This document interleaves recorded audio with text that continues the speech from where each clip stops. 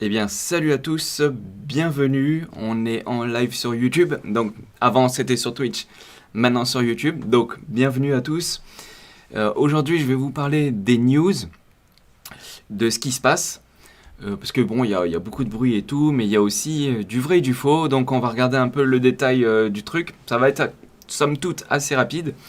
On commence direct, on démarre, et je veux vous parler d'un truc qu'on sait. Alors, on n'a pas encore toutes les infos, mais comme vous le savez, la crypto, l'exchange des cryptos Mondjox, qui avait été fermé et hacké en 2014, en fait là on voit que les fonds vont bientôt être distribués, sauf qu'on ne sait pas encore quand, précisément la date.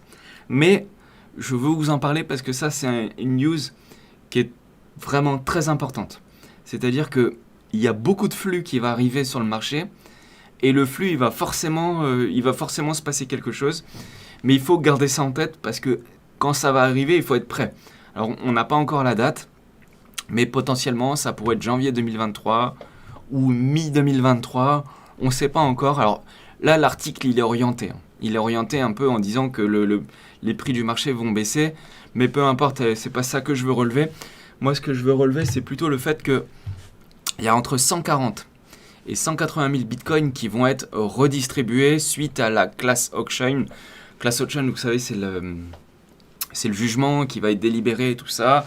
Et que du coup, les personnes qui se sont manifestées vont récupérer leurs BTC.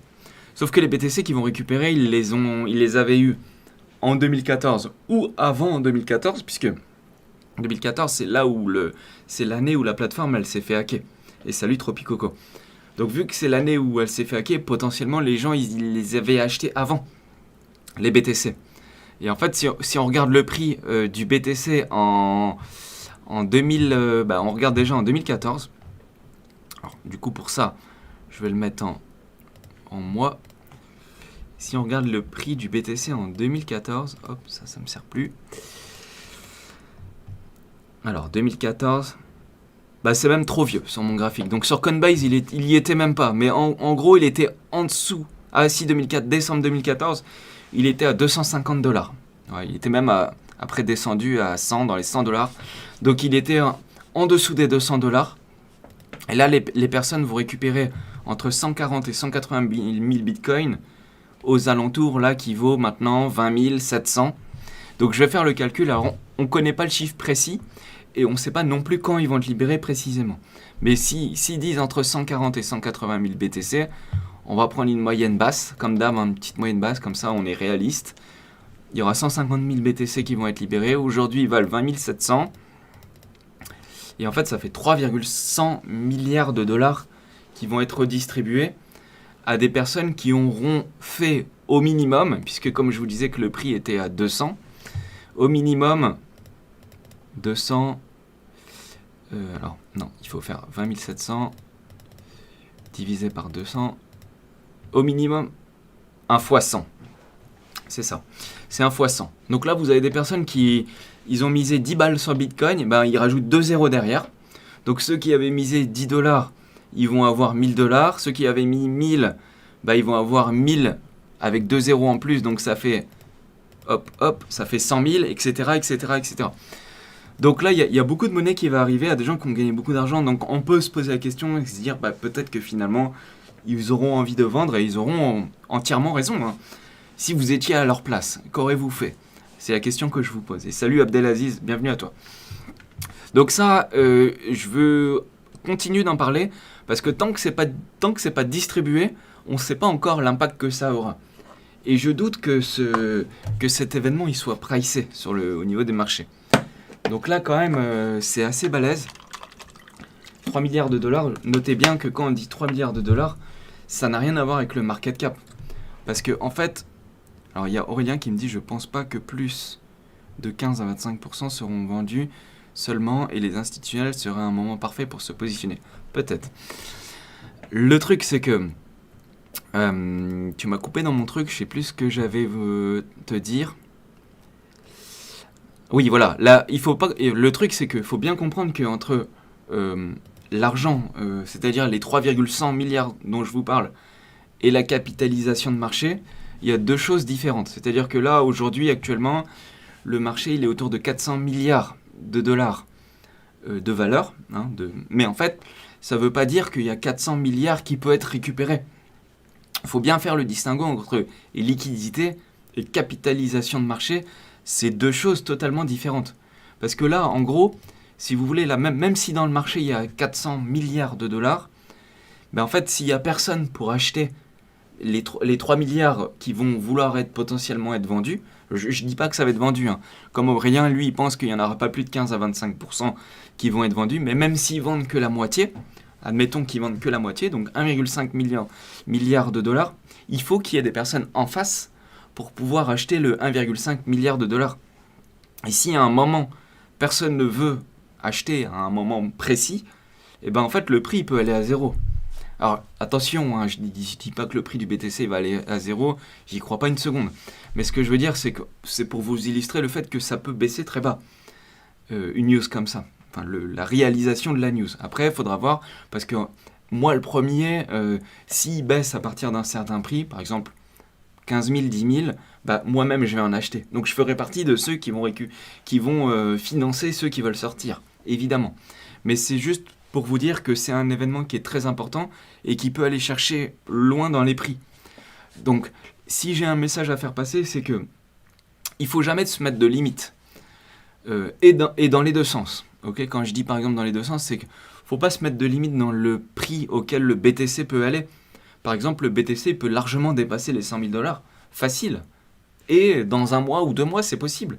S'il y a un gros truc qui fait que les gens veulent acheter, effet FOMO, plus personne veut vendre, tout le monde achète, il n'y a plus grand chose de dispo sur les échanges, ça peut monter très haut. Donc il ne faut pas se mettre de limite à la hausse, mais il ne faut pas aussi se mettre de limite à la baisse non plus. On peut très bien avoir un BTC à 5000, c'est possible. La probabilité de réalisation, franchement, j'y crois pas trop. Je mettrais moins de 5% de chance que ça arrive, mais ça peut arriver. Ça peut arriver. Et il faut faire en sorte à être prêt à toutes les éventualités, on va dire ça comme ça. Donc, loin de moi, l'idée, c'est pas de vous faire peur. L'idée, c'est plus de vous dire qu'il va y avoir un événement qui va arriver et c'est quand même assez balèze.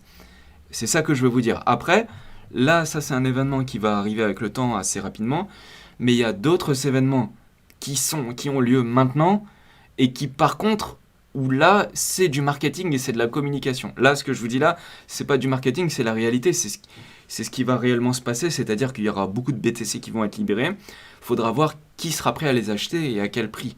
C'est surtout ça.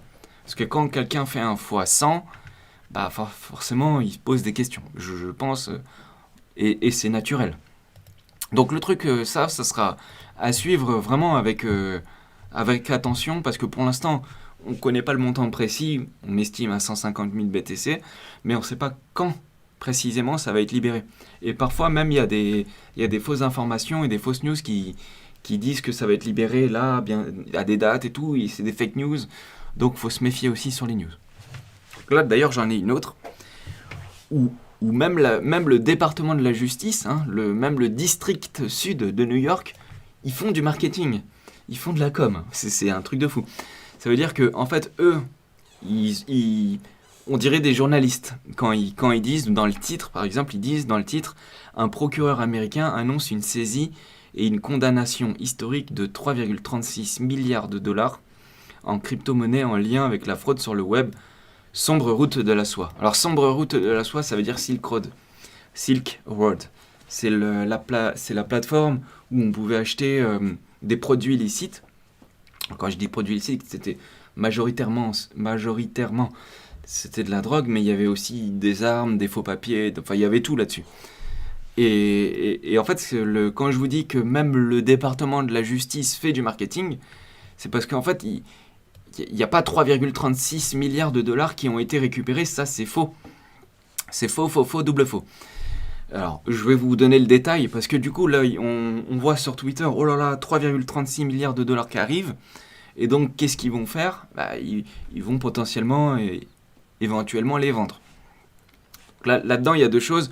La première, c'est que je vais vous montrer c'est quoi la vraie somme réelle, et la deuxième chose, c'est que de toute façon, le gouvernement ou la justice, quand ils ont quelque chose à vendre, ils vont pas aller sur Binance ou sur FTX ou sur Coinbase pour aller dumper les bitcoins qu'ils ont récupérés issus d'un vol.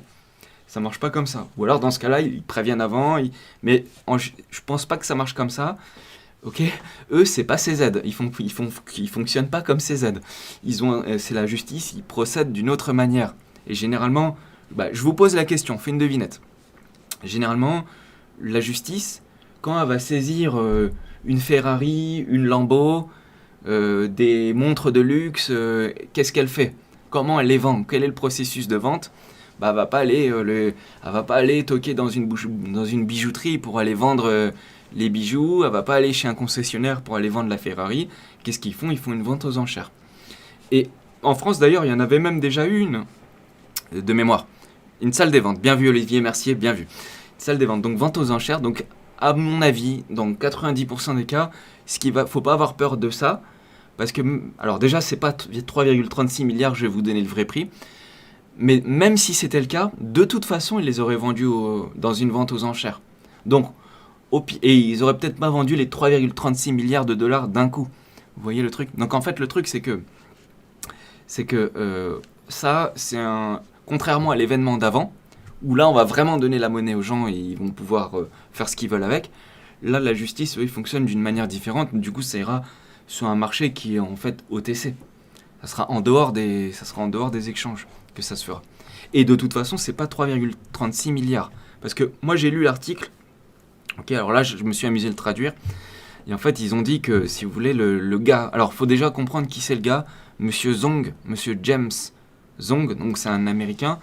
Et en fait, alors déjà, comment il a fait? Parce que le gars, c'est pas lui il travaille pas chez Silk Road. Enfin, il travaillait pas chez Silk Road, bien que c'est fermé depuis longtemps. En fait, lui, qu'est-ce qu'il a fait? Il a réussi à hacker Silk Road. Donc en fait, c'est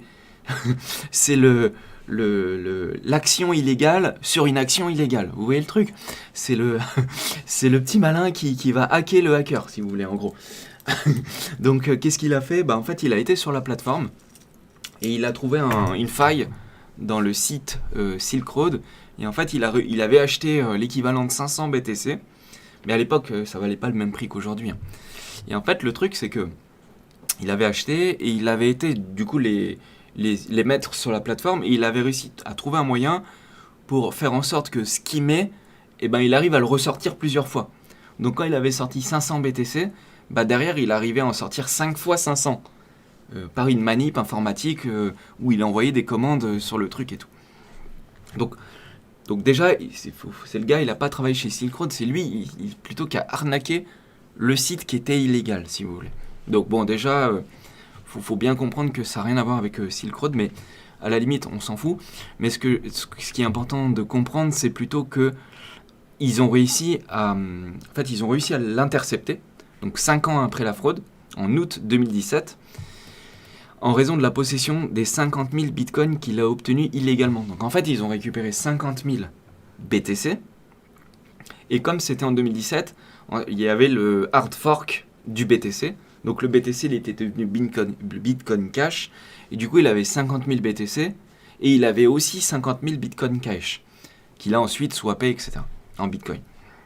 Donc au final, donc en fait, les Bitcoin Cash, il les a vendus pour du Bitcoin, donc ça faisait 3500, et au final, donc il en avait déjà 50 000, plus 3500, 53 500. Ce qu'ils appellent le produit du crime. Donc 53 500, mais en fait, quand je vous dis que tout ça, c'est du marketing par rapport au département de la justice américaine, c'est-à-dire que 50 000 bitcoins, ça fait pas 3,36 milliards de dollars. Mais en fait, quand on lit l'article, à la fin, les actions de confiscation et surtout les crypto-monnaies qu'ils ont réussi à récupérer, ils en ont récupéré 50 491 plus 825 plus 35. Donc on va arrondir à la virgule supérieure, donc on va dire 52 000 BTC. Mais en fait, ils les ont calculés le jour où ils les ont saisis. C'est ça le truc. C'est pour ça que je vous dis que c'est du marketing. Et salut Youssef Dada, enfin le retour triomphal de Nono. Ouais, je suis content de parler un peu avec la commu, ça fait plaisir, il y a du monde, on est 57, donc posez-vous, je vous fais un peu les news qui se passent, et après on va parler de CZ, FTX vite fait, et à la fin surtout, je vais vous parler des prix qui se passent en ce moment. Donc là, 52 000 BTC.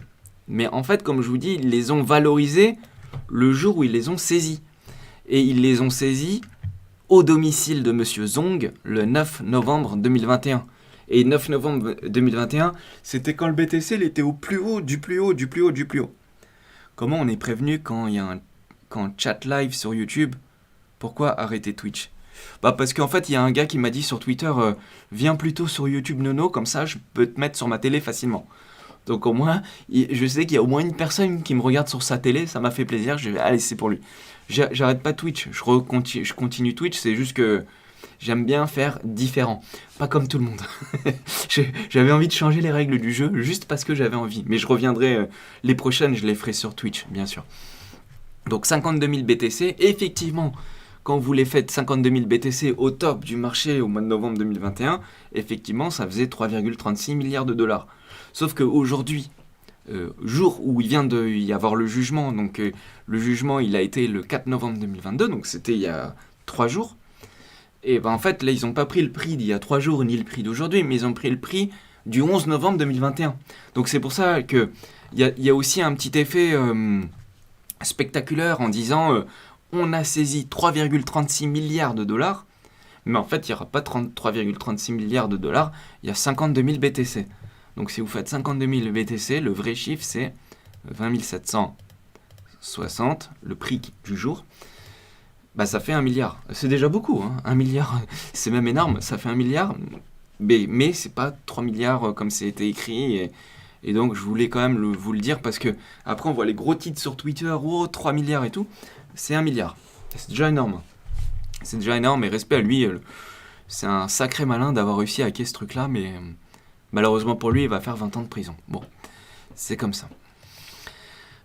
Ensuite, j'ai vu une autre news, donc là c'était aujourd'hui, toute fraîche, qui disait 152 000 BTC ont été ajoutés sur les exchanges ces dernières 24 heures. Donc là, pareil, je dis, qu'est-ce que je fais? Bah, je vais vérifier. Je vais dire, tiens, c'est quand même bizarre, 152 000 BTC, donc encore 3 milliards, et ça fait beaucoup de milliards, hein. Entre les vrais 3 milliards, cette fois, les vrais 3 milliards de Monjox, les fameux, entre guillemets, faux 3 milliards de la justice américaine, et puis après, aujourd'hui, on voit encore une news où il y a encore 3 milliards qui vient d'arriver sur les exchanges. On se dit, wow, mais c'est... qu'est-ce qui va se passer? Tout le monde veut vendre, c'est quoi? Donc en fait, quand on met le nez dans le détail, on voit que c'est rien de tout ça. Il n'y a rien de grave en vrai. Quand moi j'ai été voir, donc j'ai cliqué sur le lien, je suis arrivé sur cette page, leur site, et en fait ils disent qu'ils ont constaté selon CoinGlass. Donc ok, je vois, ils ont constaté selon CoinGlass qu'il y a 152 000 BTC qui sont arrivés en 24 heures. Donc moi, qu'est-ce que je vais faire? Je vais voir CoinGlass, je regarde leur capture d'écran, je vais faire la même chose. Bitcoin balances on exchanges. Donc je vois le même Bitcoin balance on exchange. Et en fait, je prends le même graphique, hein, mais le même du même. Hein, je vais vous le mettre en gros. Ça, c'est le graphique de l'article. Et moi, je vais sur le truc en temps réel. Et en fait, je vois le graphique. Les chiffres, c'est les mêmes. Ok, le nombre de BTC sur les échanges, c'est bien 2,11 millions. Donc quand je regarde là, c'est bien aussi ici 2,11 millions. Hein. C'est à gauche que c'est écrit là. Donc le chiffre, c'est le même, sauf qu'on voit une grosse, une méga hausse de, comme il disait dans l'article, de 152 000 BTC, donc 3 milliards de dollars. Et moi, quand je regarde, il n'y a pas cette hausse-là. Même quand je zoome de toutes mes forces, je ne vois pas 3 milliards de dollars qui sont arrivés en 24 heures. Je vois effectivement qu'il y a une petite augmentation de, entre 2,09 et 2,11. Donc il y a eu 200 millions, quelque chose comme ça, mais c'est pas 3 milliards. Donc c'est quand même beaucoup, bien sûr, hein, mais c'est pas 3 milliards. Donc je vois pas le truc. Alors peut-être qu'à un moment il y a eu ça, et puis après derrière ils ont corrigé parce que c'était peut-être un effet d'un échange à un autre échange, ou il y a sûrement eu un truc, mais en tout cas il n'y a pas eu une augmentation énorme de trucs. Donc news à vérifier. Mais en tout cas moi je constate que le chiffre est bon, mais il n'y a pas eu la hausse énorme. Donc vous voyez, faut démêler. En fait c'est la jungle. Les cryptos c'est la jungle. Faut démêler le vrai du faux à chaque fois. Donc c'est quand il y a un truc, faut toujours aller voir pour comprendre ce qui se passe, et ça tout le temps, partout. Parce qu'il y a tout et n'importe quoi qui est raconté à chaque fois. Et en fait, quand on regarde, on se rend compte que non, c'est pas exactement ça. Bon, bref.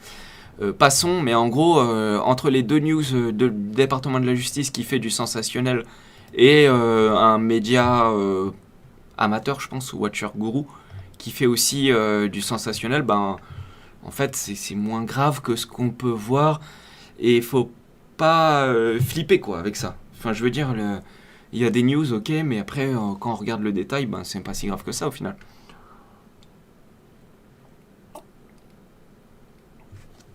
Bon, maintenant, je vous parle de la news sur le petit drama qu'il y a sur Twitter entre CZ et Sam Bankman. Je vois là sur le chat, ça vous fait plaisir de me voir de retour, je suis grave content. Parle-nous du stacking de Link. Ah ouais, ça pourrait être une bonne idée. Là, ça... Pas aujourd'hui, mais ça peut être une excellente avis. Et mon avis sur Polygon, très positif, Youssef. Polygon, j'aime bien. Link, j'aime bien aussi. Nono, star de la TV, merci beaucoup. Qui ne saute pas n'est pas Nono. Ça me fait plaisir, vos commentaires. Donc bon, on continue. Et ça agite un peu la toile. Et en fait, tout est parti de cet article-là. Il y a eu un article sur Condesk. Et en fait, dedans, ils ont montré du contenu sur la balance sheet. Donc c'est sur le bilan et le compte de résultat de FTX. Et en fait, ils ont montré que, en gros, les réserves de FTX... Ok, en fait, je vous résume l'article tel qu'il avait été présenté. Et vous allez voir que c'est pas tout à fait ça non plus. C'est pour ça que je vous dis, c'est vraiment la jungle. Les infos, elles arrivent comme ça au compte-gouttes et on peut se faire tromper facilement. Salut JB Marin. Et en fait, ils disent, en gros, dans l'article, je dis bien dans l'article, je dis pas que c'est la réalité, je dis dans l'article, ils disent qu'en gros, la majeure partie des réserves de FTX, c'est des jetons FTT. Donc là, ils disent son principal atout, 3,66 milliards de dollars de FTT, unlock, déverrouillé. Et une autre écriture de FTT aussi, 2,16 milliards. Mais en gros, ils disent, si je devais conclure l'article, en gros, ils disent, faites gaffe, ça pue pour FTX, parce qu'au final, ils ont que du FTT.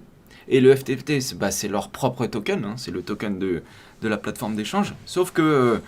En vrai, vu que c'est que eux qui possèdent le token, on confond pas, comme je vous ai dit au début de la vidéo, on confond pas la liquidité avec le market cap. Parce que s'ils veulent sortir 3 milliards de dollars du FTT, là le token il peut vraiment aller à zéro. Donc ils le feront pas évidemment, ou alors ils devront le faire distiller, bien sûr, petit à petit. Mais ça serait pas ça. Et en fait là du coup l'article il s'est arrêté à là. Et en fait la suite du truc c'est que je vous donne déjà la suite de ce qui s'est passé par rapport à l'article, parce que sinon vous allez perdre le fil. Donc suite à cet article-là, en fait, FTX, ils ont dit que en fait c'était pas tout à fait ça. C'est-à-dire que en gros, et c'est Ellison, c'est la directrice chez eux, qui dit en fait que les informations qui ont été divulguées sur le bilan d'Alameda, donc en fait on ne parle pas d'FTX mais d'Alameda, qui manquait des milliards d'autres actifs. Et ils disent qu'en gros, ils en ont plus de 10 milliards au final. Et donc, ça ne reflète pas ce qui avait été écrit sur Condesk. Donc, en gros, ils ont d'autres choses et ils ont plus que ce qui a été écrit. Et donc, alors, ils n'ont pas tout dévoilé non plus. Parce que bon, j'imagine qu'il y a aussi des clauses et tout ça. Mais en gros, ils ont dit que l'article, ok, il était juste, mais qu'il n'y avait pas toutes les informations dans l'article. Et que donc du coup, au final, ils ont beaucoup plus que ça, et pas que des tokens maison, entre guillemets. Donc là, il y a JJLM qui me dit, la crypto, c'est le Far West, c'est exactement ça. Surtout que là, en plus, on est en plein bear market, tout le monde s'ennuie, il faut dire la vérité, tout le monde s'ennuie. Et même les gros acteurs s'ennuient à tel point qu'ils se tapent un peu dessus. Et donc, qu'est-ce qui s'est passé suite à ça ?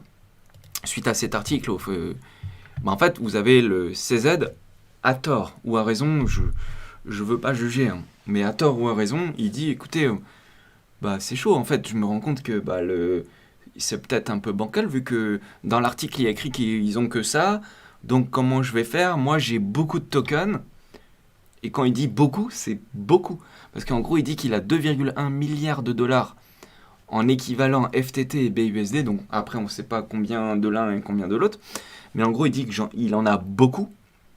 Et vu qu'il en a beaucoup, suite à cette news-là, bah, il veut s'en séparer. Et à tel point qu'il a été un peu loin dans son discours et tout, parce que là, il y a le tweet. Alors, je vais vous lire le tweet. Dans le cadre de la sortie de Binance, des actions FTX l'année dernière, Binance a reçu environ 2,1 milliards de dollars américains équivalents en espèces, BUSD, FTT. En raison de récentes révélations, donc là, récente révélation, il parle de l'article que je viens de vous montrer sur CoinDesk, qui ont été révélés, nous avons décidé de liquider tout le FTT restant dans nos livres. Donc ils veulent dumper la totalité des FTT qu'ils ont. Donc je vous lis la suite du tweet, et il dit « Nous essaierons de le faire d'une manière qui minimise l'impact du marché en raison des conditions du marché et de la liquidité limitée. » Voilà, c'est ce que je vous dis. La market cap et la liquidité, c'est pas la même chose. S'ils veulent sortir 2 milliards de dollars, ils vont pas pouvoir le faire en claquant des doigts comme ça, même s'ils le voulaient, puisque le prix, il irait vraiment à zéro, pour le coup. Il viderait le carnet d'ordre, il irait à zéro et il le vendrait pour des miettes, au final. Nous prévoyons que cela pourrait prendre quelques mois. Ça, c'est normal. Après, il dit Binance encourage toujours la collaboration. Bon, ça, c'est de la littérature. Encourage toujours la collaboration entre les acteurs de l'industrie en ce qui concerne toute spéculation. Quant à savoir s'il s'agit d'un mouvement contre un concurrent, ceci n'est pas notre cas. Alors déjà, cette phrase, moi, m'interpelle parce que, et là, c'est juste un avis perso, c'est que quand vous pensez le contraire d'une chose, ben vous dites pas cette chose-là, si vous voulez. Si vous dites, par exemple, chez moi, j'ai bouffé tous les... surtout, c'est pas moi qui a bouffé tous les chocolats à mon fils. Ah non, mais je vous garantis que c'est pas moi. Mais si c'est pas moi, pourquoi j'ai besoin de le dire ? Vous voyez ce que je veux dire ? Pour moi, déjà, cette phrase-là, il y a un problème dans cette phrase-là, mais juste, j'interprète peut-être à tort. Notre industrie en est à ses balbutiements et à chaque fois qu'un projet échoue publiquement, cela nuit à chaque utilisateur et à chaque plateforme. Et alors, il dit ça, mais il a dit qu'il voulait dumper les... Alors, pas les 2 milliards, parce que c'est en BUSD, il fait ce qu'il veut, mais la grosse partie en FTT, bah, il veut quand même les vendre sur le marché, et ça va faire mal à qui ? Aux holders, au final, aux petits porteurs. Donc ça nuit au marché, au final. Donc c'est un peu... voilà, c'est glissant ce qu'il fait, quoi, on va dire. Nous détenons généralement des jetons à long terme. Ça, c'est vrai, il n'y a rien à dire. Et nous avons conservé ce jeton pendant si longtemps. Probablement que c'est vrai aussi. Nous restons transparents dans nos actions. Bah là, pour le coup, là, il est transparent. Là, il est transparent, il est en train de vous dire, écoutez, si vous avez du FTT, moi, je vais tout vous dumper sur la figure. Vous inquiétez pas, ça va prendre quelques mois, mais je vais me faire plaisir. En gros, c'est ça. Mais en fait, il a le droit, il fait ce qu'il veut. Moi, je critique pas ce qu'il veut faire, en fait. Je suis content pour lui, même. Il va gagner 2 milliards, sauf que c'est juste dommage pour les personnes. Mais en fait, le truc, c'est que si il veut gérer ses actifs, il a d'autres manières de le faire que de dire sur Twitter, je vais dumper X centaines de millions et tout. Donc, on n'est pas loin du délit d'initié, là. Parce qu'en fait, quand vous avez des informations qui sont privilégiées et que vous les mettez à disposition du marché, bah en fait là vous êtes dans une position qui pourrait être apparentée à un délit d'initié. Donc en fait sa communication c'est pas bien ce qu'il fait en fait. Voilà, la communication elle est pas bonne. Et en fait il aurait pu le faire sans avoir déjà il aurait pas eu besoin de le dire parce que là il y a une volonté délibérée de pourquoi enfin il peut les vendre sans avoir besoin de le dire, c'est normal, s'il a gagné de l'argent, il vend ses tokens, c'est tout à fait normal, ça se comprend comme tout le monde, comme vous, comme moi, comme tout le monde. C'est juste que là, quand il fait ça, bah c'est au niveau communication, c'est pas top. Et d'ailleurs, je vous le dis à tel point que, donc là, ce message-là, c'était le 6 novembre, à 4h47 PM. Et j'ai donc la réponse, donc 4h47 PM, le 6 novembre. Et donc 7 minutes après, donc à 5h03 PM, 4h47, 5h03, donc 7 minutes après, le même jour, vous avez la directrice de FTX qui du coup gère, et de Alameda qui du coup gère le FTT. En fait, elle envoie du coup, elle répond en public à Binance, elle dit mais si vous cherchez absolument à minimiser l'impact de vos ventes sur le marché pour éviter que tout le monde se fasse rect, par CZ, mais il dit Alameda, nous on vous propose de vous racheter la totalité des tokens pour le prix d'aujourd'hui. Donc ça veut dire que le prix n'aura même pas besoin de baisser. Et en fait là c'est de la guéguerre entre les deux. Je pense qu'il n'y aura pas de gagnant dans ce genre de guéguerre. En fait c'est triste pour tout le monde. Mais là c'est regrettable, c'est dommageable pour tout le monde, c'est juste triste. Il y avait un message sur Twitter d'un quelqu'un qui me disait ouais on n'a pas besoin de ça dans les cryptos. Je suis 100% d'accord avec eux. Et je veux aussi vous dire que ce genre de message qui pourrait... J'accuse personne, moi, je suis personne pour juger, c'est juste mon petit avis de moi dans ma chambre, mais ce type de message, s'il avait été dit, et Elon Musk il fait un peu ça aussi, par d'autres gérants d'entreprise, dans le domaine de la bourse traditionnelle, ça pourrait être de la prison. Parce qu'en fait, il y a une volonté... en fait, pourquoi il fait ça ? Voilà, je vous laisse répondre à cette question. Mais en tout cas, en fait, là, ce que je veux vous dire par rapport à ça, c'est que la conclusion de tout ça, c'est qu'en fait, c'est là qu'on voit qu'on est dans un marché qui est non régulé. Et que, comme je vous disais depuis le début de la vidéo, c'est le Far West complet. Et dans un marché régulé, ça n'existe pas. On lira jamais ça dans un marché régulé, parce que là, la SEC ou un autre organisme convoque immédiatement le responsable dans les bureaux et puis il se fait convoquer et puis il aura une sanction pour ce genre de message. Donc c'est dommage. Il y a NetherUp qui me dit c'est pour acheter moins cher. Mais il a peut-être... c'est peut-être ça. Hein. Une fois qu'il aura tout vendu, je sais pas, mais je sais même pas à quel prix il va réussir à les vendre. Il en a tellement, je sais même pas comment il va faire. Sauf si derrière il y a Alameda qui fait exprès de gérer pour faire tampon et garder. Je sais pas comment ils vont faire, mais en tout cas, ni pour l'un, ni pour l'autre, c'est que du négatif. Et ça ressemble à une attaque, comme me dit dans le chat, volonté de nuire en ayant communiqué des informations qui sont valables. Ouais, là, c'est des informations qui sont privilégiées, qui doivent normalement être non pas communiquées, ou bien, s'il veut vendre, il a qu'à vendre. Pourquoi est-ce qu'il a besoin de le dire ? C'est ça, en fait, ma réflexion, j'arrive pas à comprendre. Donc c'est juste dommage et ça fait du bruit dans les cryptos. Enfin, on voudrait voir d'autres choses, voilà, on va dire ça. Donc je vais en rester là pour ça. Je vous ai montré un peu la situation. Vous savez tout. Et puis maintenant, ils vont évidemment surenchérir, se répondre entre eux pour essayer chacun d'avoir le rôle du gentil. Voilà, mais au final, il a qu'à les vendre gentiment ou il fait un OTC. Entre eux, ils se les vendent ou ils se les achètent entre eux, mais au moins... Et en fait, du coup, là, ce que je veux dire aussi, c'est que ça commence à faire peur aussi aux utilisateurs de FTX. Les gens se demandent, est-ce que l'exchange est si fiable que ça ? Et ça, c'est des questions qui sont légitimes au final. Mais bon, si vraiment ils ont autant de milliards, qu'ils en aient 2 au moins, ou 4 en plus, ça changera peu de choses. En fait, ils sont potes et ils ont monté cette combine pour nous la mettre. Mais c'est peut-être possible, hein, parce qu'il y a plein de trucs comme ça aussi, mais là, alors là, si c'est ça, c'est encore plus grave. Là, c'est délit d'initié, puissance X, mais dans ce cas-là, je vois pas à qui pourrait profiter le truc, parce qu'au final, ça entache FTX, parce que les gens peuvent penser que c'est un échange qui pourrait être non fiable, et CZ qui fait le méchant et qui attaque...